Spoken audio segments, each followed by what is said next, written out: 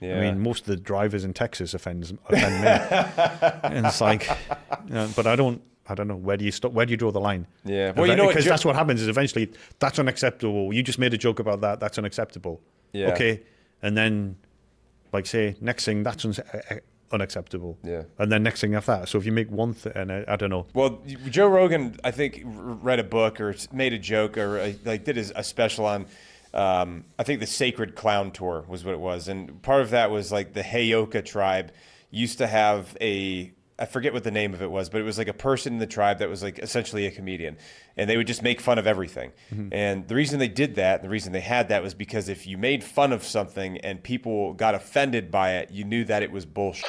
Because everything should be able to be made fun of, because you should be able to make light of life, because that helps make life easier for people to deal with, you know?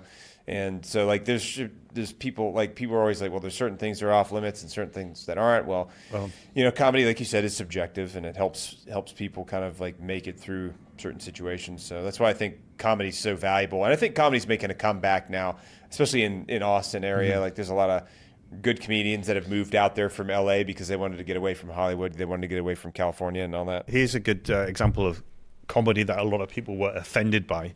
Something I did. So my dear auntie, she was on a deathbed, and my uncle called me and said, "This is in 2018. Your auntie, your aunt, auntie, whatever you say in America, but you know, she's been admitted to hospital. She's not going to come out."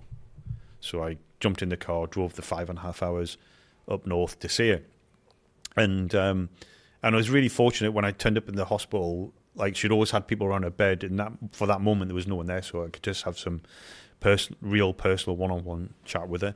And she started crying when she saw me, and I had it was kind of emotional, and it was really sad to see her, but I was very fortunate to see her. Were you close with your aunt? I was very yes.